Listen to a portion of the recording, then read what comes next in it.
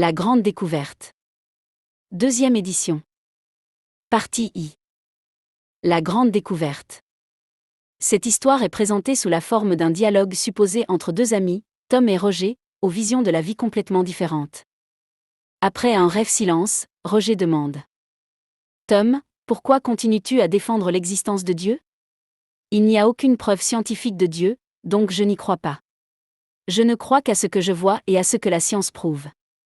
Prépare-toi, mon ami, prépare-toi à la fin, au néant. Tom rit du ton si dramatique de son ami et demande. Alors nous allons vers le néant? Qu'est-ce que le néant? Roger reçoit la question de son ami comme un coup au ventre et, surpris par ce que Tom vient de demander, répond. Le néant est le néant, c'est la non-existence, c'est le vide. Tom, qui attendait déjà la réponse de son ami, demande. Tu dis que l'existence de Dieu n'a aucune preuve scientifique, donc qu'il n'y a pas de sens à croire en son existence. Mais, et le néant a-t-il une preuve scientifique? Roger, une fois de plus surpris par la question de Tom, répond. Tom, cesse de philosopher. Ta question n'a aucun sens logique. Bien sûr que le néant existe, tout le monde le sait. Tom demande encore. Comment le néant peut-il avoir une preuve scientifique s'il n'existe pas? Oui, le néant n'existe pas, mon cher Roger. Et bien que le néant n'existe pas, ce qui, évidemment, signifie qu'il n'a aucune preuve scientifique, tu crois malgré tout à son existence. Il n'existe pas? Demande Roger, incrédule devant l'affirmation de son ami, bien sûr qu'il existe. Si quelque chose existe, alors le néant doit exister aussi. Le néant est le contraire du tout. Maintenant, c'est toi qui philosophes, Roger. Le néant n'existe pas. Puisqu'il n'existe pas, il ne peut avoir de preuves scientifiques. Réfléchis avec moi, l'homme connaît-il tout de tout? Roger répond rapidement. Bien sûr que non, quelle absurdité, nous sommes très loin de tout connaître de tout, si tant est que nous soyons un jour capables de tout savoir de tout. Tom demande alors. Comment peux-tu, dès lors, croire à l'existence du néant? Comment peux-tu parler du néant si tu ne connais pas le tout? Comment peux-tu considérer que le néant soit la destinée finale de l'âme? Roger est stupéfait par l'argument de son ami et dit. Une telle chose ne m'avait jamais traversé l'esprit. C'est naturel, répond Tom, peu de gens se consacrent à de tels raisonnements. Presque tout le monde vit une vie très mécanique, on naît, on grandit, et on quitte cette vie sans jamais s'être interrogé sur cet ordre d'idées. Roger, s'accrochant à une bouée de sauvetage comme un naufragé pour soutenir sa pensée athée, dit. Attends un instant, Tom. Il y a quelque chose qui t'échappe. Quoi? Demande son ami. La science parle du vide et, plus récemment, la physique quantique parle du vide quantique. N'est-ce pas le néant? Demande Roger. Pour quelqu'un qui ne connaît pas le tout, oui, le vide, ou le vide quantique, pourrait bien être le néant. Mais il ne l'est pas. Et comme nous l'avons déjà conclu, personne ne connaît tout de tout. Roger, pas entièrement satisfait, insiste. Mais Tom, la physique quantique ne montre-t-elle pas qu'il existe des événements qui se produisent sans cause? Des particules qui surgissent spontanément du vide, sans raison apparente? Ne serait-ce pas la preuve que le hasard existe et que le néant peut produire quelque chose? Tom répond calmement. C'est une excellente question, Roger, et elle montre que tu t'informes. Mais il y a ici deux erreurs qu'il faut séparer. Premièrement, le vide quantique n'est pas le néant, c'est un champ d'énergie aux propriétés bien définies, régi par des lois mathématiques précises. Un champ d'énergie doté de lois n'est pas le néant, c'est quelque chose. Deuxièmement, quand la physique quantique parle d'événements sans cause apparente, le mot-clé est apparente. Cela signifie que nous ne connaissons pas encore la cause, non que la cause n'existe pas. C'est le même principe que le néant et le hasard, ils expriment la limite de notre connaissance, non l'absence de réalité. Roger reste silencieux quelques instants et dit. Ainsi le vide quantique, loin d'être la preuve du néant, est une preuve de plus qu'il y a toujours quelque chose plutôt que rien. Exactement, dit Tom, la question n'est pas ce que la physique quantique ne parvient pas encore à expliquer, mais que tout ce qu'elle découvre confirme la même chose, il y a toujours de l'ordre, il y a toujours une loi, il y a toujours quelque chose. Oui, c'est vrai, mais tout comme je ne peux dire que le néant existe, toi non plus tu ne peux affirmer que le néant n'existe pas. N'est-ce pas? Tom regarde son ami et dit. Mon ami Roger, d'une certaine façon, je le peux, car à ce jour il n'existe aucune preuve scientifique qui puisse nous indiquer l'existence du néant. Et nous avons déjà compris que le vide, ou le vide quantique, n'est pas une preuve de l'existence du néant. D'autre part, si tu réfléchis au néant, tu comprends qu'il n'est rien de plus qu'un concept entièrement abstrait, dépourvu de tout sens. C'est véritablement une absurdité. Roger est impressionné par le raisonnement de son ami. Il ne s'attendait pas à ce que la conversation le conduise à se heurter de front à ses propres convictions et à les reconsidérer. Alors que Roger s'apprêtait à parler, Tom dit : il existe des expressions complètement absurdes que les gens emploient couramment. Certaines personnes disent, par exemple, je veux un pain avec rien, ou je veux un pain sans rien. Ce qu'il faudrait dire, c'est, je veux un pain sans quoi que ce soit. Un pain sans quoi que ce soit est un pain dépourvu de tout autre aliment ou ingrédient. Cela a du sens, dit Roger, nous employons souvent certaines expressions auxquelles nous ne prêtons pas la moindre attention. Ce sont des expressions absurdes, répétées de génération en génération, sans jamais être abolies du vocabulaire quotidien. Une grande vérité, Roger. Quand nous ne savons pas que nous employons une expression absurde, comment pouvons-nous l'éliminer de notre vocabulaire ? Roger, s'installant confortablement dans le canapé, dit : j'avoue que j'ai été très impressionné par ton raisonnement sur la question du néant. Tom prend le verre de vin de Porto que son ami lui tend et dit : il est compréhensible qu'il en soit ainsi. L'un des grands piliers de l'athéisme vient d'être détruit. Oui, je fais référence au nihilisme. Roger, curieux, demande : le nihilisme ? Explique-moi cela mieux. Le nihilisme est la croyance selon laquelle l'existence n'a ni signification, ni but, ni valeur.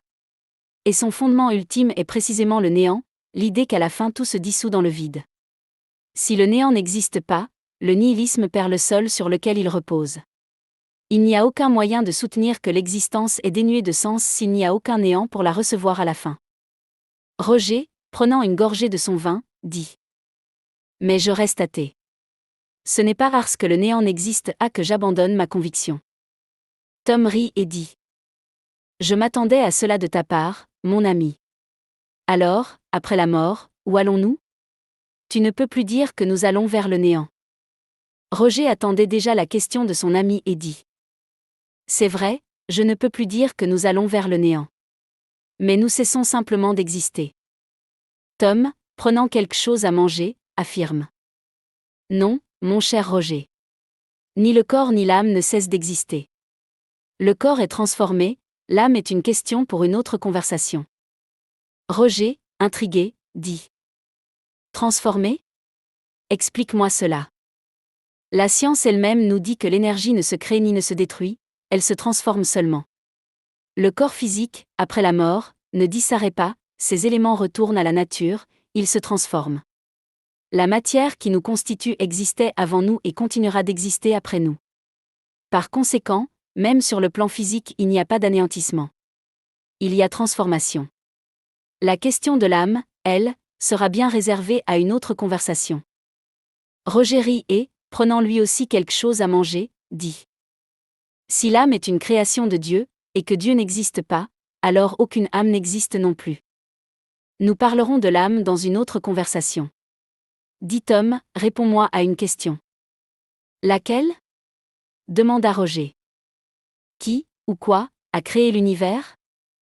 Roger prend son verre, boit une gorgée de vin, et affirme : l'univers est l'œuvre du hasard et des lois qui lui ont donné naissance et qui le régissent. Tom répond en disant : mon ami Roger, l'œuvre du hasard. Voilà un autre pilier de l'athéisme qui, lui aussi, est facilement détruit. Tom, explique-moi ton point de vue sur le fait que l'univers ne serait pas l'œuvre du hasard. Oui, Roger, l'univers ne peut être l'œuvre du hasard. Pourquoi ? Demande Roger, comment peux-tu affirmer cela ? Quand quelqu'un affirme qu'une certaine chose est l'œuvre du hasard, cela signifie-t-il que cette chose est réellement le fruit du hasard ? Ou bien celui qui l'affirme ne comprend-il pas la raison ou le motif pour lequel cette chose est arrivée ? Cette personne aurait-elle la compréhension de tout ce qui se rapporte à ce qui a fait que cette chose est arrivée ? C'est encore une fois le même principe, mon cher Roger. Comment pouvons-nous parler de l'existence du hasard si nous ne comprenons pas tout de tout ? Le néant et le hasard sont des mots, ce sont des expressions qui révèlent notre ignorance de quelque chose. Roger était, une fois de plus, surpris par le raisonnement de son ami. Pendant un moment, il fut incapable d'articuler la moindre réponse. Il lui fallut un certain temps pour assimiler la réponse de Tom. Après un moment, il dit : « Oui, nous appelons souvent hasard certains événements que nous ne connaissons pas ou que nous ne comprenons pas. Mais n'y a-t-il pas des situations où c'est véritablement l'œuvre du hasard ? » Tom, qui attendait déjà la question de Roger, dit : « C'est le même principe que le néant, Roger. Le hasard est une expression de langage que les gens emploient pour désigner une cause inconnue d'un événement. » Roger devient pensif et dit : « Si le hasard n'existe pas, s'il n'est qu'une expression de langage, le produit de notre ignorance de la cause d'un événement donné, comment expliques-tu que l'univers soit rempli de chaos, de désordre, d'étoiles qui sont détruites, absorbées par des trous noirs, d'événements cosmiques destructeurs ? Comment peux-tu croire que l'univers soit l'œuvre d'un être intelligent ? » Tom esquisse un sourire et dit : « Ma femme s'affole quand elle voit mon bureau et dit que tout est désorganisé, en désordre, un chaos. Pourtant, si personne n'y touche, je sais où se trouve chaque chose. Quand elle range ou organise mon bureau, je ne sais plus où est quoi que ce soit. Je ne le sais de nouveau que lorsque je remets tout selon mon propre ordre. » Roger éclate de rire et dit : « Mais Tom, cette analogie présuppose précisément ce que tu essaies de prouver, qu'il y a un être intelligent derrière l'ordre. » Tom sourit et répond : « Tu as raison, Roger, et c'est exactement là le point. L'analogie n'est pas une preuve, c'est une illustration. Ce qu'elle montre, c'est que l'apparence du chaos dépend toujours du point d'observation. L'ordre de mon bureau ressemble à un chaos pour ma femme parce qu'elle ne connaît pas mon système. De la même manière, ce qui nous paraît chaos dans l'univers peut simplement être un ordre que notre intelligence n'est pas encore capable de comprendre. Et remarque, même ce que nous appelons chaos dans l'univers obéit à des lois mathématiques précises. Les trous noirs, les supernovas, l'expansion de l'univers, tout suit des lois. Et les lois, comme nous le verrons, ne surgissent pas du hasard. » Roger éclate d'un rire retentissant et dit : « Mon ami, l'univers est bien plus vaste et plus complexe que ton bureau. » Tom et Roger ne parvenaient pas à s'arrêter de rire. « Oui, c'est vrai, dit Tom, l'univers est bien plus vaste. Mais si tu y réfléchis un peu, tu comprendras que l'intelligence de l'homme le plus intelligent de la Terre est incapable de comprendre l'ordre de l'univers. Et comme nous ne le comprenons pas, il nous paraît erroné, un hasard. » Une fois de plus, Roger est pris au dépourvu par le raisonnement de son ami. Oui, mais les lois qui régissent l'univers ne seraient-elles pas capables de le créer et de le maintenir ? Les lois, les codes, sont le fruit d'une intelligence. Les choses sont telles qu'elles sont parce que quelque chose les a faites ainsi. D'où sont sorties ces lois ? Du néant ? Du hasard ? Nous sommes déjà parvenus à la conclusion que le néant et le hasard ne sont que des expressions de langage. Roger, pensif, dit : « Tu as raison. Une loi implique toujours un législateur. Je ne connais aucune loi, ni physique, ni mathématique, ni morale, qui ait surgi d'elle-même, sans une intelligence derrière elle. » Tom hoche la tête et dit : « Exactement. Et remarque la sophistication de ces lois. La constante gravitationnelle, la vitesse de la lumière, la charge de l'électron, si l'une quelconque de ces valeurs était légèrement différente, l'univers n'existerait pas, les étoiles ne se formeraient pas, la vie serait impossible. La probabilité que toutes ces constantes aient la valeur exacte qu'elles ont, par hasard, est mathématiquement indiscernable de zéro. Les physiciens eux-mêmes appellent cela le problème de l'ajustement fin de l'univers. » Tom, après une pause, poursuit. « Certaines personnes pensent que la race humaine a été créée par des extraterrestres. Elles pensent que des êtres d'autres mondes sont intervenus et ont créé l'être humain. Quelle absurdité !» dit Roger. « Ne nous attardons pas maintenant sur la question de l'existence d'une vie intelligente sur d'autres mondes. Admettons plutôt, pour quelques secondes, que ces personnes ont raison. Oui, admettons que ce sont des êtres d'autres mondes qui ont créé la race humaine. La question qui s'impose est, qui ou quoi a créé ces êtres d'autres mondes ? Si les gens pensent qu'avec cet argument ils peuvent démentir l'existence de Dieu, cela se retourne contre eux. Oui, c'est vrai. Dit Roger, c'est une bonne question. Il y a des gens qui pensent que la vie existant sur Terre a été apportée par des astéroïdes tombés ici, venus de l'univers. Admettons, pour une seconde, que oui, qu'elle a été apportée de l'espace jusqu'ici. La question qui se pose est, qu'est-ce qui a créé cette vie venue de l'univers ? C'est le même principe que ceux qui affirment que des êtres d'autres mondes ont créé la race humaine. En effet, c'est réellement le même principe. D'où que vienne la vie, elle doit venir de quelque part. Précisément. Comme l'a dit Voltaire, si Dieu n'existait pas, il faudrait l'inventer. Voltaire a dit cela parce que sans lui l'univers ne pourrait exister et nous ne pourrions être ici à avoir cette conversation. Roger, curieux, demande. Voltaire ? N'était-il pas l'un des plus grands critiques de la religion ? Exactement. Et c'est précisément pour cette raison que c'est si significatif. Voltaire n'était pas religieux, il était déiste, il croyait en une intelligence créatrice par la force de la raison, non par la foi.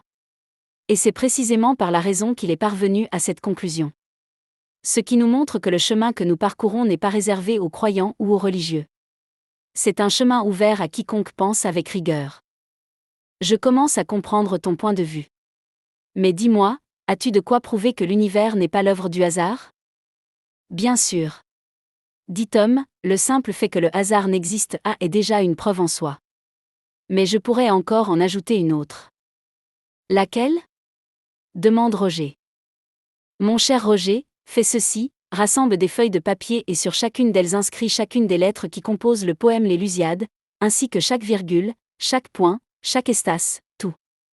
Prends toutes ces feuilles et monte dans un hélicoptère. Quand tu seras bien haut, jette toutes ces feuilles vers le sol. Si le hasard existe, il les ordonnera toutes de façon à former ce poème. Fais autant de tentatives que tu voudras. Le jour où tu réussiras cet exploit, dis-le-moi, et j'abandonnerai ma conviction de l'existence de Dieu et j'en viendrai à admettre que le hasard existe et qu'il est la cause de l'univers. Et remarque, ce poème est une œuvre bien plus petite et bien plus simple que l'univers. Quand tu réussiras, préviens-moi. Roger, souriant, dit. C'est une image magnifique. Mais j'imagine qu'il y a un moyen de rendre cela encore plus concret.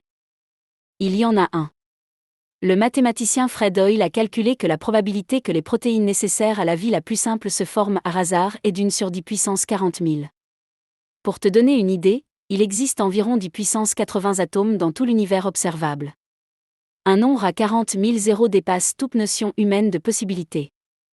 Hoyle, qui était un athée convaincu, fut si troublé par ce calcul qu'il finit par admettre que la vie ne pouvait être l'œuvre du hasard. Ses propres mots furent « La probabilité que la vie soit apparue par hasard est comparable à la probabilité qu'un ouragan traversant une case de ferraille assemble un Boeing 747. » Et remarque, Hoyle n'était pas religieux. C'était un scientifique qui a suivi les chiffres jusqu'où il le menait. C'est impossible. Dit Roger. Il est tout aussi impossible que l'univers soit l'œuvre du hasard. Roger, comprenant que sa conviction athée partait à volo, dit. D'accord, le néant n'existe pas. Le hasard n'existe pas. Mais cela ne prouve pas que l'univers soit véritablement l'œuvre de Dieu. Tom s'enthousiasma de la question de son ami et dit. L'univers existe, n'est-ce pas ? Alors, ce qui a créé l'univers, quel qu'il soit, est ce que j'appelle Dieu. D'autres l'appellent par bien d'autres noms. Les noms n'importent pas. Ce qui importe, c'est l'être. La cause des causes. La cause première de toute chose. Roger, pensif, dit. Mais Tom, l'appeler Dieu, n'est-ce à lui attribuer des caractéristiques que nous ne pouvons prouver ? Ce pourrait être simplement une force, une énergie, quelque chose d'impersonnel. C'est une observation légitime, Roger. Et remarque une chose, la question juste n'est pas qui est Dieu, car qui présuppose déjà une figure personnelle et humaine. La question juste est ce qu'est Dieu. Et ce que la raison nous dit, c'est que cette cause existe, qu'elle est intelligente, car elle a produit des lois et de l'ordre.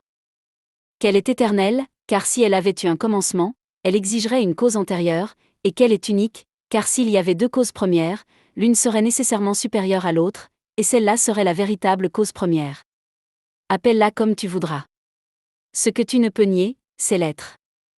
Roger, levant la main, dit « Attends, Tom. Avant d'accepter cela, il y a une contradiction qui me gêne. Tu dis que cette cause a créé l'univers. Mais la science dit que rien ne se crée, tout se transforme. Si rien ne se crée, comment cette cause a-t-elle pu créer l'univers ?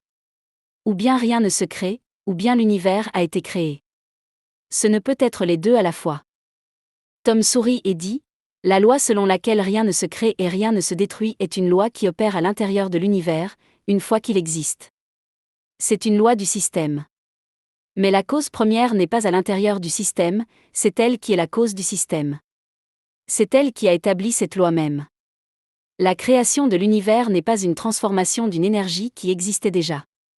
C'est l'origine de l'énergie et des lois qui la gouvernent. La conservation s'applique à ce qui est à l'intérieur de l'univers, non à l'acte qui lui a donné naissance. C'est pourquoi il n'y a pas de contradiction, à l'intérieur de l'univers, rien ne se crée, mais l'univers lui-même a été créé. Roger hoche lentement la tête. La règle vaut pour le jeu, mais non pour celui qui a inventé le jeu. Tom sourit. Tu n'aurais pu mieux dire. Tu as raison, mon ami. Dieu existe. Je n'ai plus d'argument qui puisse nier son existence. Penses-tu que Dieu se soucie de nous? Tom esquisse un sourire et dit, tout comme toi et moi voulons le meilleur pour nos enfants, et nous sommes imparfaits, que ne voudra pas Dieu pour nous? Roger, pensif, dit, mais Tom, c'est là un argument émotionnel. Comment peux-tu prouver par la raison que Dieu se soucie de ses créatures? Par le même raisonnement que nous avons employé jusqu'ici. Nous avons déjà conclu que la cause première est intelligente et qu'elle a produit des lois d'une précision extraordinaire, l'ajustement fin de l'univers dont nous avons parlé. Or, une intelligence qui calibre avec une telle précision les conditions pour que la vie existe ne le fait pas par indifférence. L'indifférence ne construit pas une demeure aussi soigneusement entretenue pour un hôte qu'elle méprise. Mais il y a une réponse encore plus solide, Roger, et elle exige que nous connaissions d'abord la nature même de Dieu, ses attributs. Quand nous le ferons, tu verras que le soin de Dieu pour ses créatures n'est ni un désir ni un espoir, mais une conséquence nécessaire de ce que Dieu ne peut pas ne pas être. Réservons cette conversation à notre prochaine rencontre. Fin. Partie 2. Le grand choix.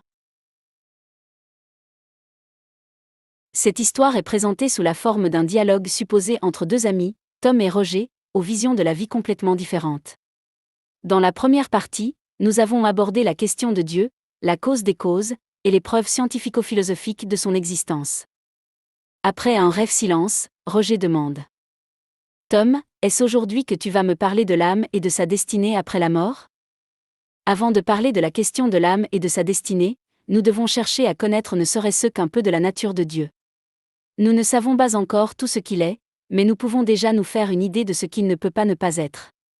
Nous connaissons déjà son existence, il nous faut maintenant comprendre ses attributs. Et quels sont ses attributs? Demande Roger, de plus en plus curieux. Dieu est l'intelligence suprême et souveraine. Il est éternel, immuable, immatériel, tout-puissant, souverainement juste et bon, infiniment parfait, unique. Tels sont les attributs que Dieu ne peut pas ne pas avoir. Roger regarde son ami et dit. Explique cela mieux. Pourquoi Dieu ne peut-il pas ne pas avoir ces attributs? Tom, satisfait de la question de Roger, explique. Dieu est l'intelligence suprême et souveraine parce qu'il enrace l'infini. Pour cette raison, elle doit être infinie. Si nous la supposions limitée en un point quelconque, nous pourrions concevoir un autre être plus intelligent, capable de comprendre et de faire ce que le premier ne ferait pas, et ainsi de suite, jusqu'à l'infini. Roger fait signe à son ami de continuer.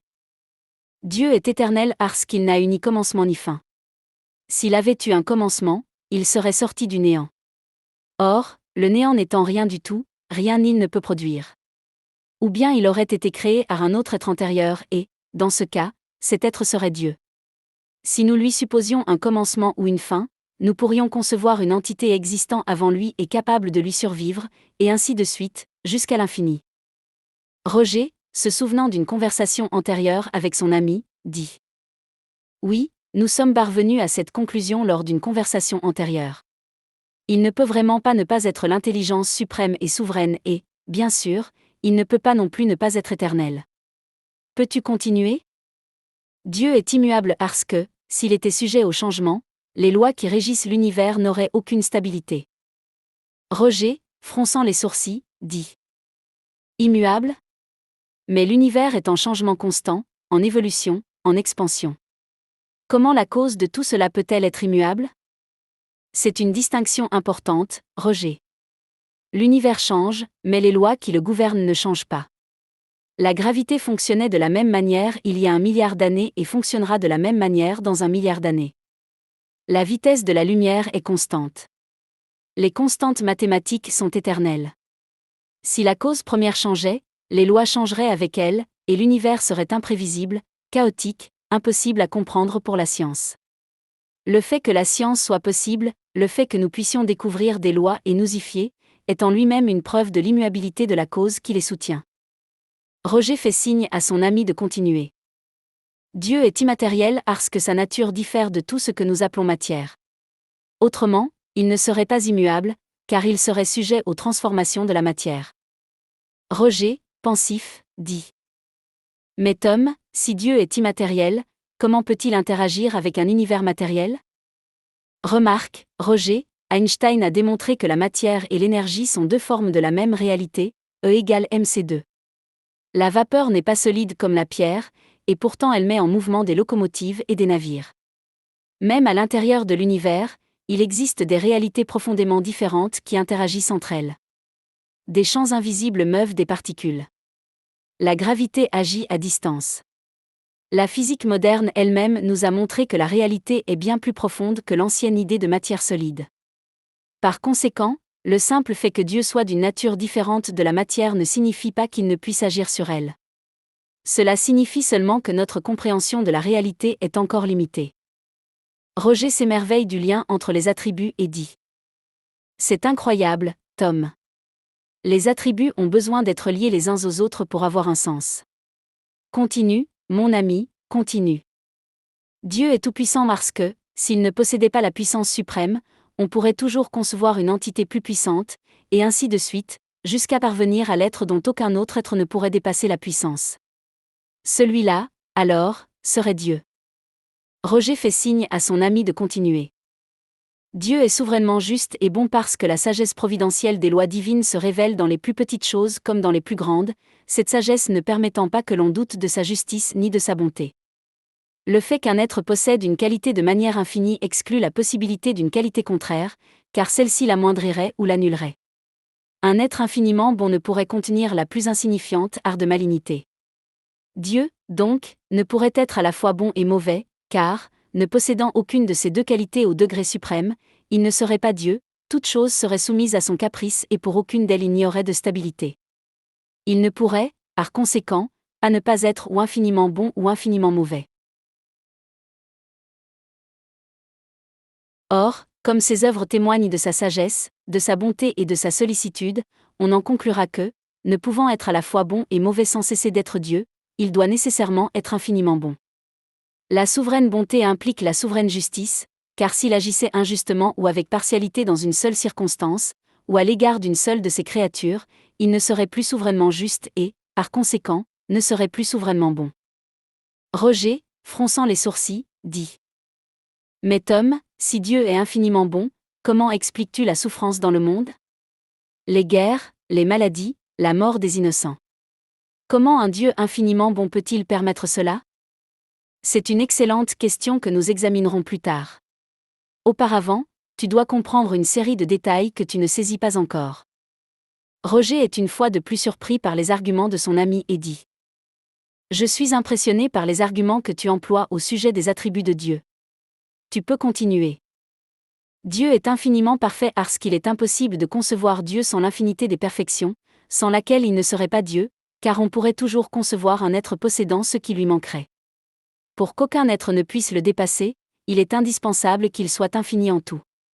Étant infini, les attributs de Dieu ne sont susceptibles ni d'augmentation ni de diminution, sans quoi il ne serait pas infini et Dieu ne serait pas parfait. Si l'on retirait à l'un quelconque de ses attributs la plus petite parcelle, il n'y aurait plus de Dieu, car un être plus parfait pourrait exister. Roger demande à son ami de continuer. Dieu est unique, parce que l'unicité de Dieu est la conséquence du fait que ses perfections sont infinies. Un autre Dieu ne pourrait exister, si ce n'est à la condition d'être également infini en toutes choses, puisque, s'il y avait entre eux la moindre différence, l'un serait inférieur à l'autre, subordonné à la puissance de cet autre, et ne serait alors pas Dieu. S'il y avait entre les deux une égalité absolue, cela reviendrait à ce qu'exista, de toute éternité, une même pensée, une même volonté, un même pouvoir. Ainsi confondus quant à l'identité, il n'y aurait, en réalité, qu'un seul Dieu.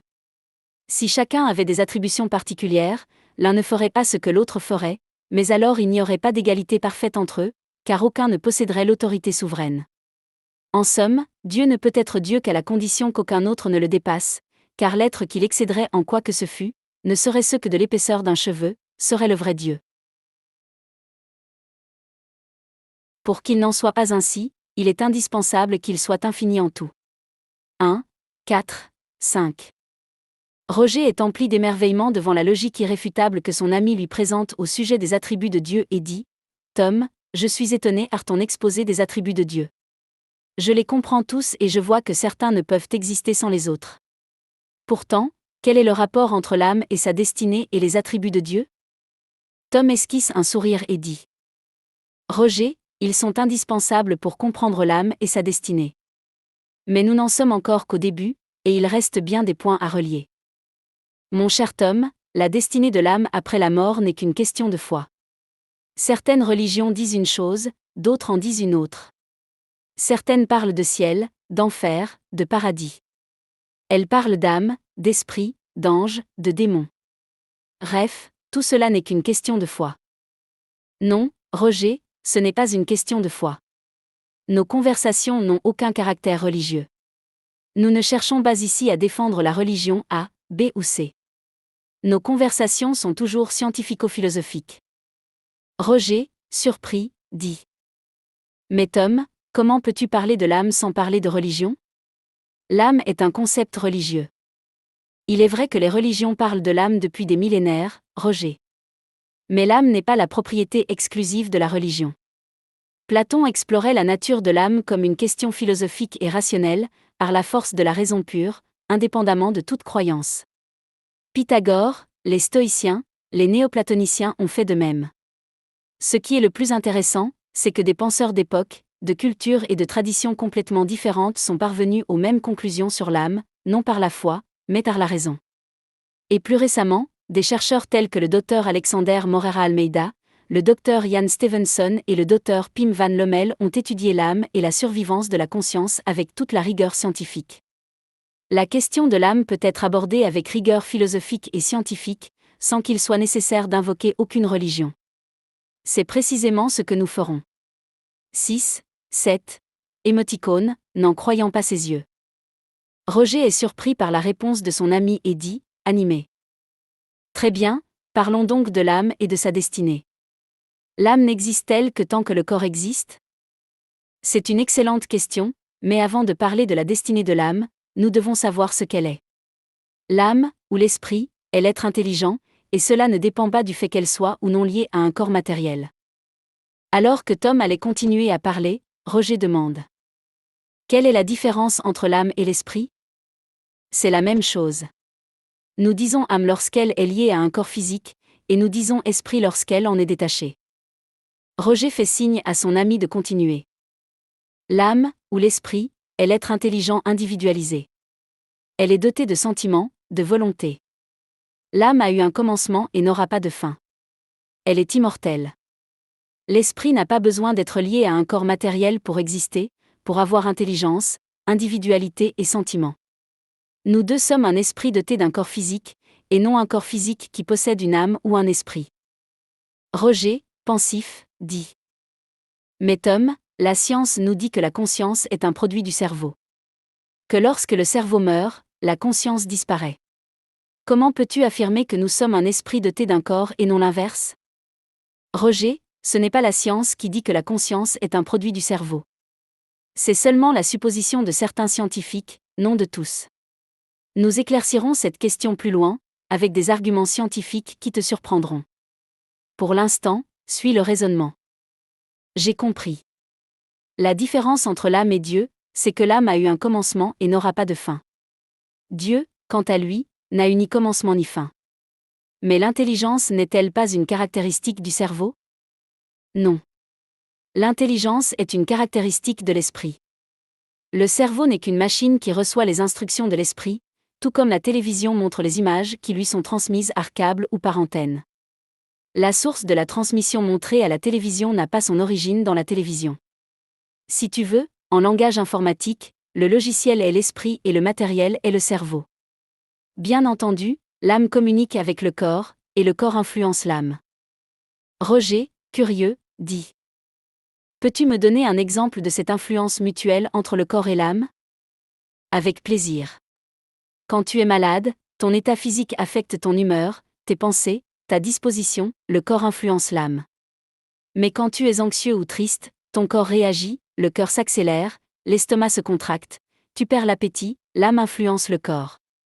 Ce sont deux réalités distinctes mais profondément liées. Le logiciel et le matériel communiquent constamment. Et pourquoi l'âme est-elle immortelle? Par le même raisonnement que nous avons employé pour comprendre les attributs de Dieu. Roger. Si Dieu est infiniment juste et bon, et qu'il a créé des âmes dotées de sentiments, de souvenirs, de relations d'amour et d'amitié, il serait profondément injuste et contradictoire avec sa propre nature de les détruire après une existence si brève. Tous les liens de familiarité, d'amour, d'amitié seraient perdus. Les bonnes actions accomplies durant la vie seraient perdues. Une intelligence infinie qui crée quelque chose d'aussi complexe et d'aussi riche qu'une âme individuelle, pour l'anéantir après quelques décennies, contredirait ses propres attributs de justice, de bonté et de perfection. L'immortalité de l'âme n'est pas un caprice de Dieu, c'est une conséquence logique et inévitable de sa propre nature. L'âme a-t-elle été créée pour ce corps, ou existait-elle déjà avant lui? Excellente question, mais très facile à répondre. Si l'âme était créée pour un corps déterminé, comment expliquer le fait que certains enfants soient bons et d'autres mauvais, rebelles, au sein d'une même famille, placés dans le même milieu, ayant tous deux une éducation semblable? Ce sont des âmes très différentes. D'où viendrait cette différence? D'où viendrait cette bonté, cette douceur chez les uns, et chez les autres cette méchanceté, cette rébellion, si elles n'existaient pas avant leur corps matériel? Dieu aurait-il créé certaines âmes meilleures que d'autres? Évidemment non. Cette idée viole l'attribut selon lequel Dieu est infiniment juste et bon. Dieu étant la justice et la bonté suprême, il ne peut créer certaines âmes meilleures que d'autres. Dieu doit les créer toutes dans le même état, au même degré de développement. Roger interrompt Tom et dit. Je comprends maintenant pourquoi nous ne pouvons comprendre l'âme et sa destinée sans comprendre les attributs de Dieu. Continue, Tom. Sans aucun doute, Roger. Si nous ne comprenons pas les attributs de Dieu, nous ne pouvons comprendre l'âme et sa destinée. Toujours à propos des enfants, imagine deux enfants, l'un naît dans une bonne famille, qui lui donne de bons exemples. L'autre naît dans une famille mauvaise, perverse, qui lui donne les pires exemples.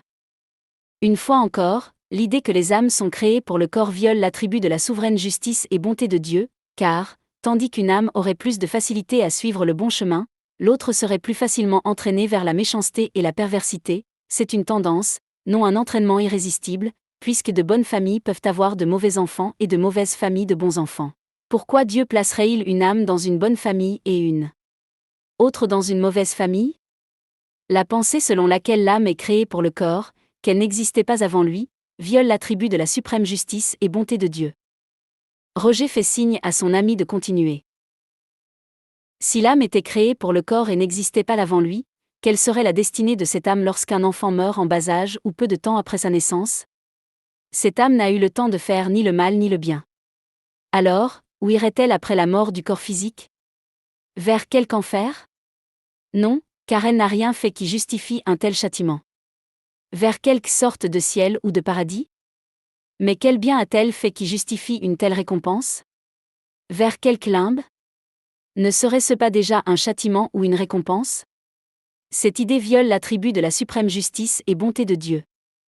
Roger est abasourdi par le raisonnement de son ami et dit. Oui, il n'a aucun sens que l'âme soit créée pour le corps. Oui, Dieu ne peut avoir créé toutes les âmes qu'égales. Sans aucun doute, mon ami. Dieu a créé toutes les âmes égales, comme une feuille blanche. Peu à peu, elles écrivent leur propre histoire, la marquant des traits de leur propre volonté. Alors, d'où viennent les âmes? Quand ont-elles été créées? Nous verrons cela plus tard. Auparavant, nous devons comprendre où va l'âme après la mort. Ira-t-elle vers un ciel ou un paradis? Vers un enfer? Vers un limbe? Ira-t-elle vers le tout universel, comme le soutiennent les panthéistes? Je ne sais pas, dis-le-moi. Si l'âme allait vers un ciel ou un paradis, resterait-elle éternellement dans une béatitude inutile? Cela ne te semble-t-il pas une autre sorte de châtiment? En effet, une contemplation éternelle serait un supplice. Continue.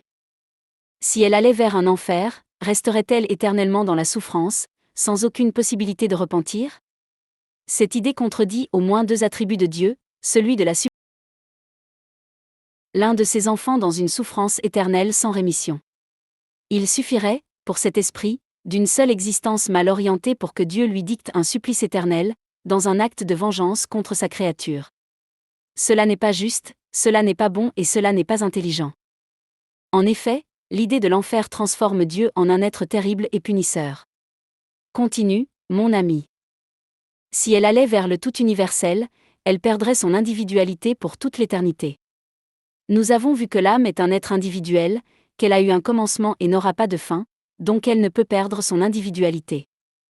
La pensée panthéiste a encore un autre problème, l'idée que le tout universel serait constitué de Dieu et de ses créatures contredit ses attributs. S'il en était ainsi, alors Dieu ne serait plus la suprême intelligence, puisqu'il existe des êtres de très faible intelligence qui feraient partie du tout universel. L'attribut de l'immuabilité de Dieu serait également annulé ou amoindri par le même principe, tout comme l'attribut de la toute-puissance de Dieu. L'attribut de la souveraine justice et bonté serait également annulé ou diminué, car certaines âmes sont plus bonnes que d'autres. L'attribut de la perfection infinie de Dieu serait également annulé, puisque certaines âmes sont meilleures que d'autres. Roger dit alors. Oui, on comprend que l'âme ait eu un commencement et n'aura pas de fin. Qu'elle sera éternelle. On comprend aussi l'impossibilité que la destinée de l'âme soit quelque ciel ou paradis. On comprend aussi l'impossibilité que la destinée de l'âme soit quelque enfer éternel. On comprend aussi l'impossibilité des idées panthéistes. Il est également logique que la destinée de l'âme ne soit pas quelque limbe. Oui, mon cher Tom. Tout cela est profondément logique. Il n'y a aucun moyen de soutenir ces idées absurdes et irrationnelles. Mais, en fin de compte, quelle sera la destinée de l'âme? Tom esquisse un sourire et dit. Mon cher Roger, l'âme a déjà vécu auparavant, animant d'autres corps, et elle vivra encore ensuite, animant de nouveaux corps. Dans une succession d'existences matérielles. Le nom de cela est réincarnation. Roger, surpris, dit. La réincarnation? Mais n'est-ce pas une idée religieuse, orientale? C'est ce que beaucoup pensent, Roger. Mais la réincarnation n'est la propriété d'aucune religion. Dans l'Égypte antique, il y a plus de 3000 ans, l'idée de la survivance de l'âme et de son retour était centrale dans leur vision du monde. En Inde, des philosophes exploraient la réincarnation bien avant l'apparition des grandes religions organisées. Platon la défendait dans la Grèce antique. Pythagore aussi. Les druides celtes aussi. Le philosophe Giordano Bruno fut brûlé par l'Inquisition, en partie pour avoir défendu des idées semblables. Des cultures qui n'ont jamais communiqué entre elles sont parvenues à la même conclusion, ce qui est en soi significatif. Et plus récemment, comme nous le verrons, des scientifiques de divers continents ont enquêté sur ce phénomène avec rigueur académique. La réincarnation n'est pas une question de foi, c'est la conclusion logique de tout ce dont nous avons déjà discuté. C'est la seule réponse qui ne viole aucun des attributs de Dieu que nous avons établis. Alors nous avons déjà vécu auparavant? Et nous vivrons de nouveau quand ces corps mourront? Oui, précisément. La réincarnation est la pédagogie de Dieu. C'est le grand choix de Dieu. Attends un instant, c'est incroyable, et cela explique toutes ces choses dont nous avions parlé. Oui, bien sûr. Maintenant je peux relier tous les points. L'enfant bon était l'âme qui avait déjà progressé dans d'autres existences, et l'enfant mauvais, Redel, est l'âme qui n'est pas encore parvenue à s'améliorer. Et cet exemple dont tu as parlé, à propos de l'enfant qui naît dans une bonne famille et d'un autre dans une mauvaise famille, je pense que la mauvaise âme qui naît dans une bonne famille peut être une âme qui fait tous les efforts pour devenir bonne. Et le bon enfant qui naît dans une mauvaise famille a pour tâche d'améliorer cette famille par de bons exemples. Je comprends maintenant aussi ce qu'a des enfants qui meurent en bas âge ou peu de temps après leur naissance. À travers les multiples existences de l'âme, celle-ci passe par toutes sortes d'expériences afin de devenir meilleure. D'accord, d'accord. Mais dis-moi, après la mort de ce corps, l'âme prendra-t-elle immédiatement un autre corps? Non, Roger. L'âme demeure dans l'univers, ou tu peux l'appeler la réalité spirituelle. Hors de la matière telle que nous la connaissons ici. Roger fronce les sourcils et dit. Si l'âme demeure dans la réalité spirituelle entre les vies, pourquoi n'y reste-t-elle pas pour toujours? Et je ne parle pas de rester inactive, cela, je le sais, serait un châtiment. Je parle d'y rester active, à évoluer, à apprendre, à aider d'autres esprits. Pourquoi revenir dans un corps à la réincarnation? Tom sourit, satisfait de la question, et dit: il y a des apprentissages que seule la matière procure. Dans le corps, l'âme a la possibilité d'éprouver des tentations qu'elle n'a pas dans la réalité spirituelle. En se réincarnant, l'âme reçoit le don de l'oubli partiel du passé, qui est le voile lui permettant de recommencer à neuf, d'affronter chaque vie sans le poids de toutes les précédentes, de vivre des épreuves et des expiations qui seraient autrement impossibles dans la réalité spirituelle. L'âme vit chaque existence comme une expérience entièrement nouvelle, avec des défis qu'elle n'affronterait jamais si elle demeurait pour toujours dans la réalité spirituelle, la mémoire intacte. C'est la variété sans fin de ces expériences, toujours recommencées, qui fait évoluer l'âme. Roger reste silencieux un long moment, puis dit: j'ai compris, Tom. L'âme évolue des deux côtés, dans le monde spirituel et dans la vie corporelle. Mais il y a des leçons que seul le corps enseigne, des épreuves que seule la matière offre, des recommencements que seul l'oubli rend possible. C'est pourquoi l'âme ne demeure pas éternellement d'un seul côté, elle a besoin des deux pour grandir pleinement. Tom hoche lentement la tête. Maintenant nous avons fermé la dernière porte, Roger. Il ne reste aucune autre hypothèse debout. Et l'âme se lie-t-elle uniquement à des corps humains, ou peut-elle se lier à des corps d'animaux? Roger, quelle serait l'utilité évolutive de nous lier, dans une prochaine existence, au corps d'un animal? Non, les multiples existences servent à ce que l'âme s'améliore. L'âme a besoin d'équipements, des corps, qui puissent l'aider à devenir meilleure. L'âme peut demeurer stationnaire pendant un temps, mais elle ne régresse jamais dans son évolution. Et au-delà de la question de l'utilité, il y a la question de la logique. Un corps d'animal ne possède pas les instruments dont dispose déjà une âme humaine, la raison, le langage, le sens moral, la conscience de soi. Placer une âme humaine dans un corps d'animal serait la priver de tout ce qu'elle a déjà conquis, ce serait la faire reculer. Et le recul est précisément ce que la loi de l'évolution ne permet pas. Ce serait comme demander à un adulte de désapprendre à parler et à penser. C'est pourquoi, une fois atteint le degré humain, l'âme s'incarne toujours dans des corps à la hauteur de ce qu'elle est déjà, ou qui la font grandir davantage, jamais en deçà de cela. Tom, je sais que notre conversation n'a aucun caractère religieux, mais peux-tu me dire si, dans la Bible ou dans les évangiles, il existe un passage se rapportant aux existences successives ou à la réincarnation? Nous pouvons parler de la Bible ou des évangiles sans caractère religieux. Par exemple, les évangiles sont, en quelque sorte, des biographies de Jésus de Nazareth. Nous pouvons également parler de Jésus de Nazareth sans caractère religieux. Jésus fut une âme extraordinaire qui s'est incarnée sur terre pour aider l'humanité à progresser. Jésus est bien plus un philosophe, un guérisseur, qu'un homme de religion. Ce sont les religions qui ont tenté, chacune à sa manière, de s'approprier Dieu et Jésus. Mais Jésus est une âme bien au-dessus de toute religion existant sur terre. Mais, pour répondre à ta question, oui, ils existent. Je vais t'en citer quelques-uns, parmi les plus clairs. Roger remercie son ami de sa disposition et lui fait signe de procéder. Or, parmi les pharisiens, il y avait un homme nommé Nicodème, un chef des Juifs, qui vint trouver Jésus de nuit et lui dit: Maître, nous savons que tu es venu de la part de Dieu pour nous instruire, car nul ne pourrait faire les miracles que tu fais si Dieu n'était avec lui. Jésus lui répondit: en vérité, je te le dis, nul ne peut voir le royaume de Dieu s'il ne naît de nouveau. Nicodème lui dit: comment un homme peut-il naître quand il est vieux? Peut-il entrer une seconde fois dans le sein de sa mère et naître? 2. Vois-tu là l'idée, transmise par Jésus, des existences successives? Roger, pensif, dit. Mais Tom, beaucoup de catholiques et beaucoup de protestants interprètent le fait de naître de nouveau comme une conversion spirituelle, non comme une réincarnation physique. Que réponds-tu à cela? C'est une interprétation possible, Roger. Mais remarque la réponse de Nicodème, il demande littéralement si un homme peut entrer de nouveau dans le sein de sa mère pour naître une seconde fois. Si Jésus n'avait parlé que de conversion spirituelle, Nicodème n'aurait pas posé cette question. La réponse de Nicodème montre qu'il a compris que Jésus parlait d'une naissance physique. Et Jésus ne l'a pas corrigé. Si l'interprétation de Nicodème avait été erronée, Jésus l'aurait corrigée immédiatement, comme il l'a fait en tant d'autres occasions. Roger fait signe à son ami de continuer.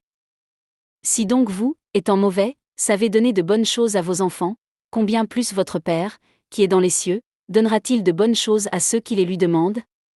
Matthieu, dans ces paroles de Matthieu, l'impossibilité des peines éternelles est clairement démontrée. Si nous, les parents de la terre, qui sommes imparfaits, donnons de bonnes choses à nos enfants, imagine ce que Dieu fera pour tous ses enfants, sans exception. Aurait-il un sens que Dieu inflige une souffrance éternelle à l'une de ses créatures? Si des parents, qui sont imparfaits, sont toujours prêts à pardonner à leurs enfants, imagine ce que ne fera pas la bonté infinie pour ses enfants, afin qu'ils suivent le chemin du bien. 2. Roger fait signe à Tom de continuer.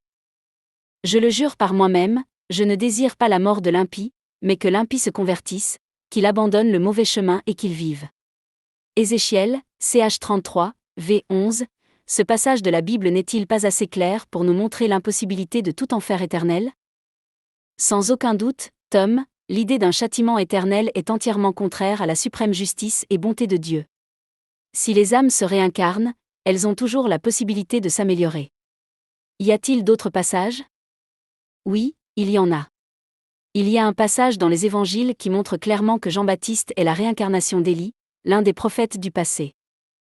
Roger, l'idée des châtiments éternels fut utile au temps de Moïse, lorsqu'il était nécessaire de croire en un Dieu punisseur et terrible pour que ce peuple en vînt à le respecter par crainte et non par amour. Les hommes de ce temps n'auraient pas été impressionnés par des peines morales, et en seraient même venus à considérer Dieu comme un être faible qui ne se faisait pas respecter. Jésus, cependant, vint plus tard proclamer un Dieu clément, miséricordieux. Roger, curieux, dit: quel est ce passage sur Jean-Baptiste et Élie? Dans Matthieu, chapitre 11, verset 14, Jésus dit clairement à ses disciples, à propos de Jean-Baptiste, et, si vous voulez l'admettre, il est cet Élie qui devait venir. Et dans Matthieu 17, verset 12, Jésus dit encore, Élie est déjà venu, et ils ne l'ont pas reconnu. Les disciples eux-mêmes comprirent que Jésus parlait de Jean-Baptiste. C'est l'une des références les plus directes à la réincarnation dans les évangiles, et elle vient des propres paroles de Jésus. 2. Roger fait signe à son ami de continuer. Jésus, à maintes reprises, nous a enseigné à pardonner à nos ennemis. Dieu pourrait-il être impitoyable, condamnant une seule de ses créatures au supplice éternel? Bien sûr que non. En effet, car le pardon serait bon pour les âmes. Les âmes seraient-elles meilleures que Dieu? Non. Dieu, se vengeant par un châtiment infini, serait alors infiniment vindicatif, et ne pourrait donc plus être infiniment bon. Si Dieu ne pardonnait pas aux repentants, il serait impitoyable, et étant impitoyable, il ne pourrait plus être bon. Si Dieu est tout miséricordieux envers l'âme repentante avant la mort, pourquoi cesserait-il de l'être pour celui qui se repent après elle? Pourquoi l'efficacité du repentir ne durerait-elle que durant la vie, un bref instant, et non dans l'éternité, qui n'a pas de fin? Circonscrite à un temps donné, la bonté et la miséricorde divine auraient des limites, et Dieu ne serait pas infiniment bon. Si la peine était irrévocable, le repentir serait inutile, et le coupable, n'ayant rien à espérer de sa correction, persisterait dans le mal, de sorte que Dieu non seulement le condamnerait à souffrir perpétuellement, mais encore à demeurer dans le mal pour toute l'éternité. En cela, il n'y a ni bonté, ni justice, ni intelligence. 3.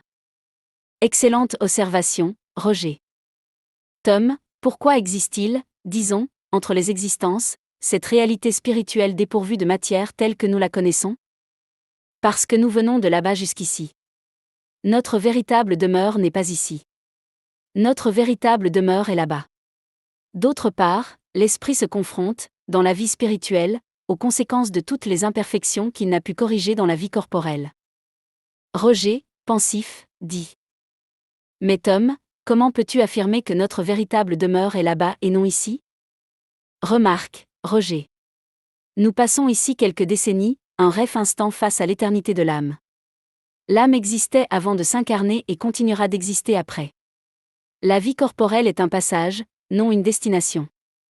C'est comme un étudiant qui doit étudier dans une ville loin de chez lui, la ville où il étudie est importante, c'est là qu'il grandit et apprend, mais sa véritable demeure est ailleurs. Et lorsqu'il termine ses études, il rentre. La réalité spirituelle n'est pas un lieu d'attente vide, c'est là où l'âme réfléchit à ce qu'elle a vécu, affronte les conséquences de ses imperfections et prépare l'existence suivante. Combien de fois l'esprit se réincarne-t-il ? Ou le processus de la réincarnation est-il également éternel, tout comme l'âme ?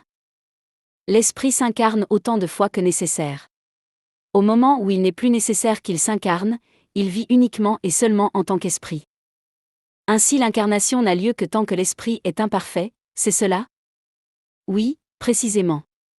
Quand il n'a plus besoin de s'incarner, c'est qu'il a déjà atteint l'état de pureté. Il a évolué, tant intellectuellement que moralement, au point d'être un esprit pur.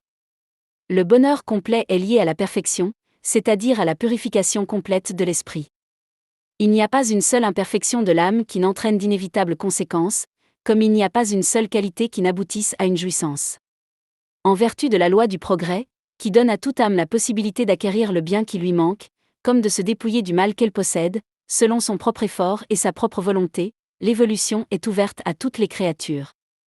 La souffrance dépendant de l'imperfection, comme la jouissance dépend de la perfection, l'âme porte avec elle son propre châtiment ou sa propre récompense, où qu'elle se trouve. Le bien et le mal que nous faisons découlent du stade évolutif que nous avons atteint. Ne pas faire le bien quand nous le pouvons est donc le résultat d'une imperfection. Si toute imperfection est une source de souffrance, l'esprit souffrira, non seulement du mal qu'il a fait, mais aussi du bien qu'il a omis de faire durant sa vie. L'esprit souffre du mal qu'il a fait, de sorte que, son attention étant constamment dirigée vers les conséquences de ce mal, il en comprend mieux les inconvénients et cherche à se corriger. La justice de Dieu étant infinie, le bien et le mal sont rigoureusement pris en compte, il n'y a pas une seule action, une seule pensée bonne ou mauvaise qui n'ait de conséquences. Il n'y a pas un seul bon mouvement de l'âme qui se perde, même chez les plus pervers, de telles actions constituant un commencement de progrès.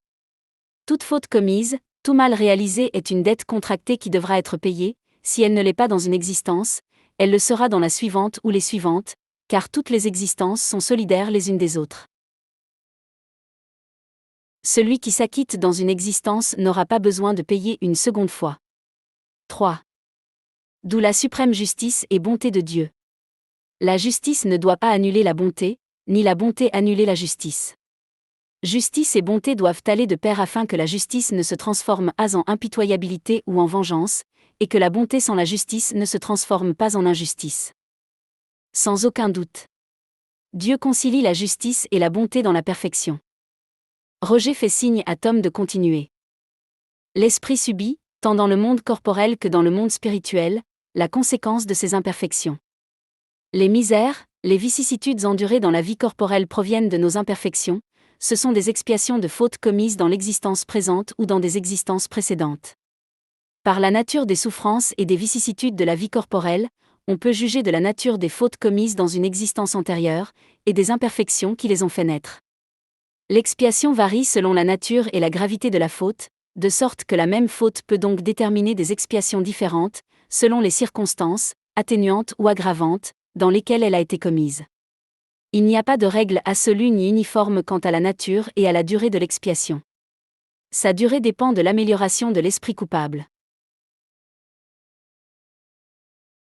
S'il existait une condamnation pour une durée prédéterminée, cela aurait le double inconvénient de prolonger le martyre de l'esprit impénitent, ou de le libérer de la souffrance alors qu'il demeurerait encore dans le mal. Or, Dieu, qui est juste, ne punit le mal que tant qu'il existe, et cesse de le punir quand il n'existe plus.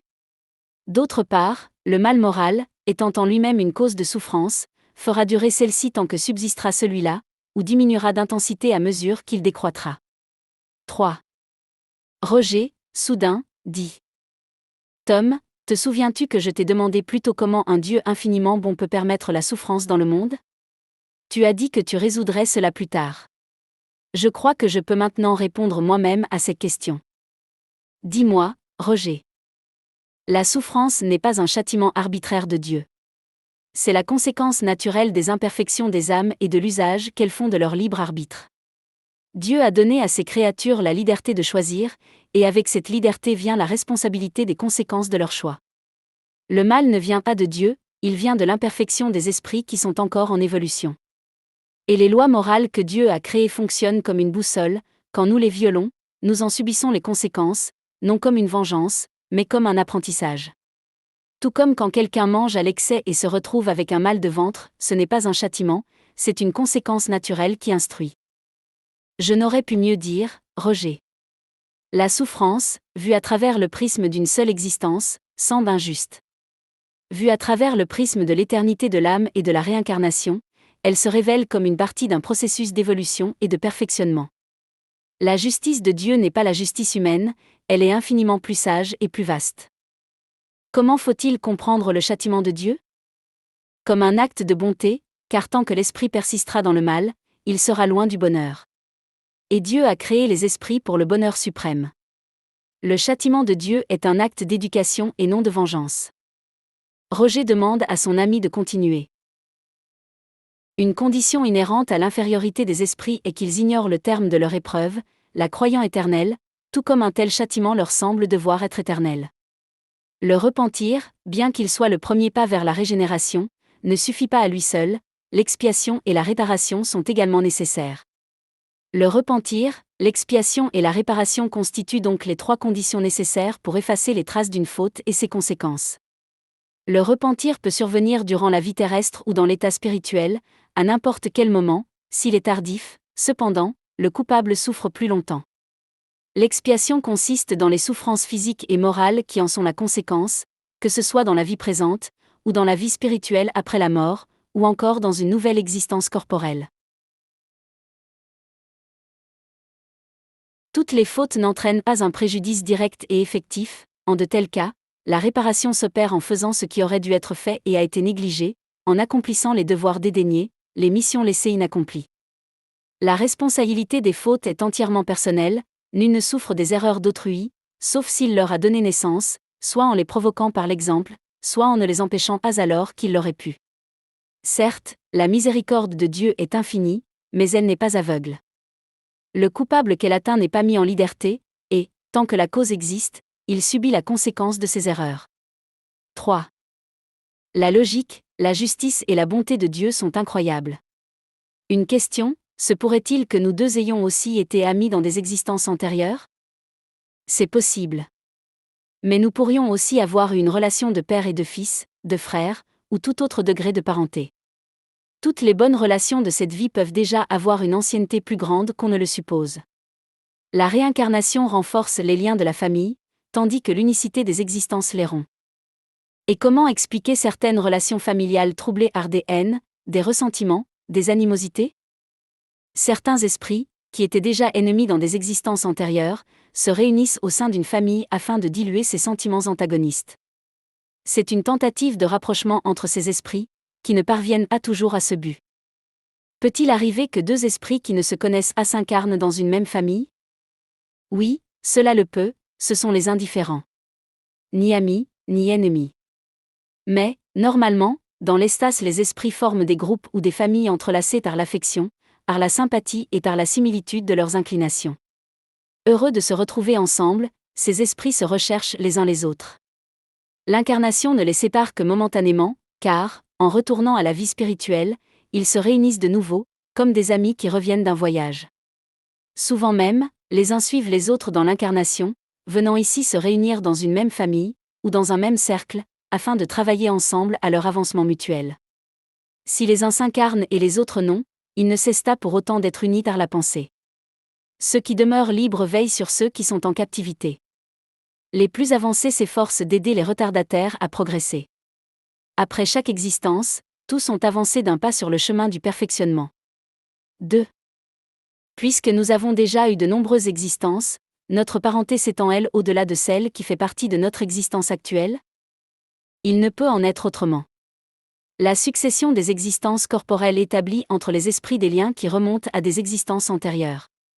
C'est pourquoi, souvent, la sympathie ou l'antipathie qui existe entre deux ou plusieurs personnes nous semble étrange. L'esprit qui a animé le corps d'un homme peut-il animer celui d'une femme, et vice-versa ? Évidemment. L'esprit doit passer par toutes sortes d'expériences qui le rendent meilleur. Si l'esprit n'animait que des corps d'hommes, il ne saurait que ce que savent les hommes, et vice-versa. Roger, pensif, dit. Cela a d'énormes implications, Tom. Cela signifie que tout homme qui aujourd'hui méprise les femmes a pu être une femme dans des existences antérieures. et tout préjugé de genre perd tout son sens. Exactement, Roger. Et il en va de même pour le racisme, pour la xénophobie, pour les différences de classe sociale. La science a déjà confirmé qu'il n'existe qu'une seule espèce humaine, ce qui existe, ce sont différentes ethnies. Si l'esprit peut s'incarner dans des corps de différentes ethnies, de différents genres, nationalités et classes sociales, alors tous ces préjugés ne révèlent que l'ignorance de ceux qui les portent. Au fond, quand nous regardons un autre être humain avec mépris, nous regardons peut-être ce que nous avons été ou ce que nous serons. Que sont les anges ? Les anges sont des esprits plus évolués. Il ne pourrait en être autrement. Si Dieu créait les anges différents des esprits, il serait injuste, car les esprits ne progresseraient que par leur propre effort, tandis que les anges n'auraient rien à endurer. Cette idée annule le principe de la suprême justice et bonté de Dieu. Oui, il est tout à fait logique qu'il en soit ainsi. Et les démons, les diables, que sont-ils ? Ils n'existent pas d'êtres éternellement tournés vers le mal, ils ne sont qu'une figure représentant la méchanceté. Si les esprits se perfectionnent continuellement, il ne reste aucune place pour l'existence des démons, des diables, ou de tout autre nom qu'on veuille leur donner. Oui, la réincarnation rend tous les esprits bons. Oui, il n'y a pas d'échappatoire à l'évolution. Tôt ou tard, les esprits deviennent purs. Quelle recherche scientifique mène-t-on sur l'esprit et sa destinée après la mort du corps physique ? Elles sont nombreuses et de divers types, plus récentes ou plus anciennes, sur tous les continents. Il existe des recherches menées sur les expériences de mort imminente, sur les visions au lit de mort, sur les expériences hors du corps, sur les enfants qui se souviennent d'existences passées, sur la transcommunication instrumentale, sur la régression de mémoire jusqu'à des existences antérieures, sur la médiumnité, et d'autres. Ce sont des recherches menées par des scientifiques de divers domaines. Roger, curieux, dit. Peux-tu me donner quelques exemples concrets de ces chercheurs et de leurs découvertes ? Avec plaisir.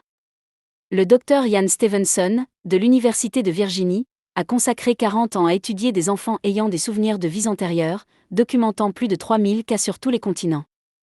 Des cas où des enfants décrivaient avec précision des lieux, des personnes et des événements de vies antérieures qu'ils n'auraient jamais pu connaître. 7. Le cardiologue néerlandais Dr Pim van Lommel a publié dans la revue scientifique The Lancet une étude rigoureuse sur les expériences de mort imminente chez des patients en arrêt cardiaque, sans activité cérébrale mesurable, qui ont rapporté des expériences conscientes détaillées et vérifiables, émoticônes, n'en croyant pas ses yeux. Et le Dr Alexander Moreira Almeida, psychiatre, a publié chez Springer Nature, l'un des plus grands éditeurs scientifiques du monde, une recherche exhaustive sur la survivance de la conscience après la mort. 6. Roger, encore plus curieux, dit. Tom, les noms et les domaines de recherche sont convaincants. Mais as-tu des cas concrets ? Des cas précis qui t'ont impressionné ? Tu as tout à fait raison de le demander, Roger. Les cas sont la partie la plus difficile à ignorer. Je vais te donner un cas représentatif de chaque type de recherche. Enfant ayant des souvenirs de vies antérieures. Le cas de Shanti Devi, étudié en Inde dans les années 30 du siècle dernier et documenté par la suite par Ian Stevenson. Cet enfant, dès l'âge de 4 ans, décrivait en détail sa vie antérieure en tant que Lugdi Devi, dans une ville appelée Mathura, à des centaines de kilomètres de là où elle vivait. Elle décrivait le mari, les enfants, la maison, les habitudes, les détails de sa mort lors d'un accouchement. Un comité d'enquête fut constitué et emmena l'enfant à Mathura pour la première fois. Elle reconnut la ville, trouva seule le chemin jusqu'à la maison, identifia son mari précédent au milieu d'une foule, et mentionna des détails que seule une personne ayant vécu là aurait pu connaître. Tout fut vérifié et documenté. 7. Le cas de James Leninger, étudié par Jim Tucker de l'Université de Virginie. James était un petit garçon américain qui, à l'âge de 2 ans, commença à faire des cauchemars récurrents au sujet d'un avion s'écrasant en flammes. Il décrivait en détail être un pilote de la Seconde Guerre mondiale nommé James Houston Jr. Il identifiait le nom du porte-avions sur lequel il servait, les noms de camarades d'escadrille et le modèle de l'avion. Ses parents, d'abord sceptiques, vérifièrent que toutes les informations correspondaient à un pilote réel qui était mort au combat dans le Pacifique en 1945. Tucker a publié ce cas et d'autres dans le livre Life Before Life. 7. Expérience de mort imminente. Le cas de Pamela Reynolds, documenté par le cardiologue Michael Sabom dans le livre Light and Death. Pamela a subi une opération du cerveau au cours de laquelle son cerveau fut entièrement vidé de son sang et refroidi à une température rendant impossible toute activité neurologique. L'électroencéphalogramme était complètement plat. Elle était cliniquement morte. Lorsqu'elle fut réanimée, elle décrivit avec précision les instruments chirurgicaux utilisés, les conversations de l'équipe médicale et les détails de l'intervention. L'équipe chirurgicale confirma l'exactitude de ces descriptions. Ce cas est considéré comme l'un des plus rigoureusement documentés de ce domaine. 9. De l'étude de Pim van Lommel, dans The Lancet, un homme fut admis en arrêt cardiaque, inconscient. Pendant la réanimation, une infirmière retira son dentier et le posa sur un chariot de matériel. Lorsque le patient reprit conscience, des jours plus tard, il reconnut cette infirmière, lui dit où se trouvaient ses dents et décrivit le chariot avec précision, ainsi que des détails de la salle de réanimation et des procédures qui s'étaient déroulées pendant qu'il était cliniquement mort, sans activité cérébrale. Émoticône, n'en croyant pas ses yeux. Vision au lit de mort. Le cas documenté par le médecin Sir William Barrett dans le livre Death Dead Vision. Une femme nommée Doris, en phase terminale, commença à décrire des visions de son père défunt venant la chercher. Ce qui est extraordinaire, c'est que Doris décrivit aussi la présence de sa sœur, mais la famille avait délibérément caché à Doris que sa sœur était morte quelques jours auparavant, afin de ne pas la troubler. Doris n'aurait pu connaître la mort de sa sœur par des moyens normaux. Barrett a documenté des dizaines de cas semblables où les mourants décrivaient la présence de personnes dont ils ignoraient qu'elles étaient mortes, éliminant l'hypothèse d'une hallucination nourrie par l'attente. 10. Expérience hors du corps. Le cas étudié par la psychologue Kimberly Clark Sharp. Une patiente nommée Maria subit un arrêt cardiaque dans un hôpital de Seattle. Après avoir été réanimée, elle raconta que durant l'arrêt elle avait quitté son corps et vu, sur le rebord d'une fenêtre du 3e étage, une chaussure de sport de couleur bleue avec un détail particulier, le lacet était coincé sous le talon. Clark Sharp vérifia cela personnellement et trouva exactement la chaussure décrite, à l'endroit indiqué, avec le lacet sous le talon, un détail invisible depuis n'importe quelle fenêtre de l'hôpital, que Maria n'aurait jamais pu observer par des moyens normaux. 11. Régression de mémoire jusqu'à des existences antérieures. Le cas documenté par le psychiatre Brian Weiss dans le livre Many Lives, Many Masters. Une patiente nommée Catherine, traitée pour des phobies et une anxiété chronique, fut soumise à une hypnose thérapeutique. De façon inattendue, elle commença à décrire en détail des vies à différentes époques historiques. Ce qui rendit le cas scientifiquement remarquable, c'est que Catherine transmit des informations précises sur la famille de Weiss lui-même, y compris le nom de son fils défunt et les détails de la mort de cet enfant, qui était inconnu du public et que Weiss vérifia être exact. Weiss, psychiatre universitaire sceptique, publia le cas après des années d'hésitation, conscient du prix qu'il aurait pour sa réputation. 12. Médiumnité.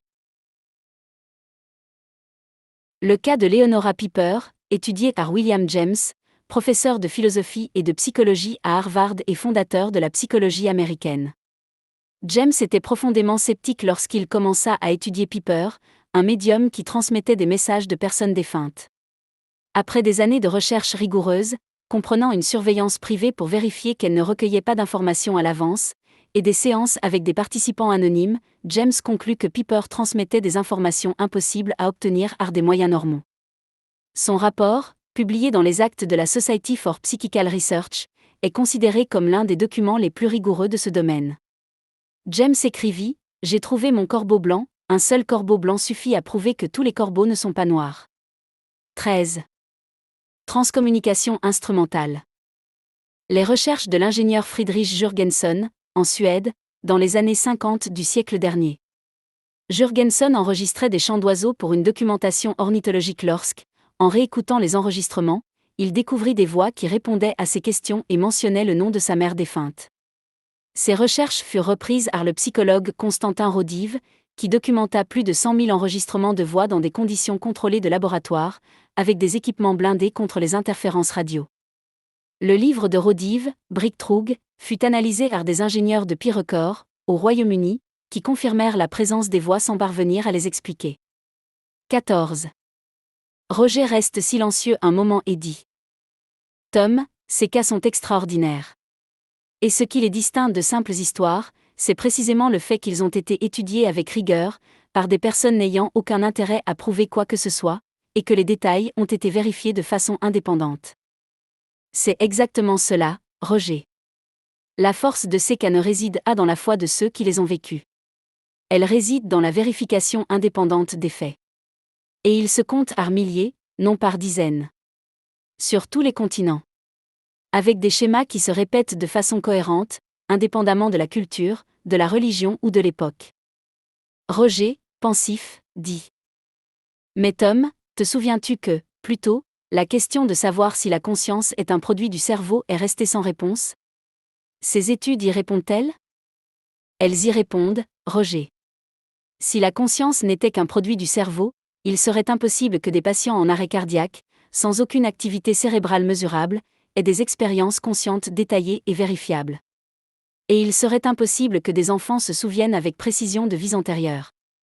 La corrélation entre le cerveau et la conscience ne signifie pas que le cerveau la produit, elle signifie que le cerveau est l'instrument à travers lequel l'esprit se manifeste dans le monde matériel. Quand l'instrument défaille, la capacité de l'esprit à se manifester à travers lui est réduite, comme une radio parasitée, qui déforme le signal sans que la source de la transmission cesse d'exister. La libération complète de l'esprit du corps physique ne survient qu'à la mort. Roger dit, quand une personne subit une lésion cérébrale, sa personnalité change. Elle perd la mémoire, ou la parole, ou le jugement. Il y a des cas de personnes qui ont complètement changé de caractère après une lésion.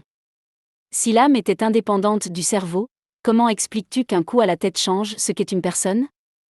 Tom dit, reviens à l'image de la télévision. Imagine un téléviseur en panne. L'image apparaît déformée, les couleurs faussées, le son haché. Dirais-tu, en voyant cela, que la panne a modifié le programme diffusé? Non. Le programme, à la station émettrice, reste intact. Ce qui a changé, c'est la capacité de l'appareil à le montrer fidèlement. Le cerveau est cet appareil. Quand il est endommagé, l'esprit ne change pas, ce qui change, c'est la manière dont il parvient à se manifester à travers un instrument défectueux. La personnalité que nous voyons altérée n'est pas l'âme qui a changé, c'est l'âme s'exprimant à travers un récepteur cassé. Retire la panne, et le signal passe de nouveau clairement. Et il y a quelque chose que le matérialisme ne parvient pas à expliquer, si le cerveau produisait la conscience, une lésion ne devrait que la diminuer, l'effacer peu à peu. Or, il existe des cas documentés de lucidité terminale, des patients au cerveau gravement détruit par la démence qui, quelques heures avant de mourir, retrouvent soudain leur clarté, reconnaissent leurs proches, font leurs adieux. Si la conscience était le cerveau, cela serait impossible. Un organe détruit ne produit pas de lucidité. Mais une source intacte, se libérant d'un instrument qui ne la retient plus, oui. Roger reste silencieux, puis dit, la télévision en panne ne détériore pas le programme. Elle ne détériore que la manière de le voir. J'ai compris l'analogie. Tom sourit, exactement. Roger, intrigué, dit, mais Tom, si ces recherches existent et sont menées par des scientifiques sérieux dans des universités respectées et publiées dans des revues scientifiques de référence, pourquoi ne sont-elles pas acceptées par toute la communauté scientifique? C'est une question très pertinente, Roger, et les raisons sont multiples. Premièrement, il existe un préjugé scientifique profondément enraciné, beaucoup de scientifiques partent de la conclusion que la conscience est un produit du cerveau et analysent toute preuve contraire avec cette conclusion déjà formée. Ce n'est pas de la science, c'est du dogme dans un langage scientifique. Deuxièmement, il existe des préjugés religieux, et cela peut sembler surprenant, mais il y a des scientifiques liés à des églises catholiques ou protestantes pour qui la réincarnation est une hérésie, et cela influence inconsciemment la façon dont ils évaluent les preuves. Troisièmement, il y a un problème de carrière, un scientifique qui publie des recherches sur la survivance de la conscience risque d'être marginalisé par ses pairs, de perdre des financements et de voir sa réputation académique compromise. Le prix professionnel d'aller contre le consensus dominant est très élevé. Quatrièmement, il y a simplement un désintérêt, beaucoup de scientifiques considèrent le sujet comme sans rapport avec leur domaine de recherche et ne s'y sont jamais penchés sérieusement. Et enfin, il y a le problème de la méthode, la science traditionnelle a été bâtie pour étudier le monde matériel et mesurable. Des phénomènes qui transcendent la matière défient les instruments et les méthodes même de la science conventionnelle. Cela ne signifie pas qu'ils n'existent pas, cela signifie qu'ils exigent des méthodes de recherche plus vastes et plus humbles. La réincarnation, si elle était connue de toute l'humanité, non comme un acte de foi mais comme un fait incontestable, pourrait provoquer une grande révolution positive sur Terre. Sans aucun doute, mon ami. La xénophobie, le racisme, les différences entre hommes et femmes, les différences entre classes sociales cesseraient d'être un problème pour l'humanité. La xénophobie, car nous pouvons nous incarner dans des pays que nous considérons aujourd'hui comme nos ennemis, et nos ennemis peuvent s'incarner dans notre propre pays. Le nationalisme, et pire encore, l'ultranationalisme, cesserait d'avoir un sens.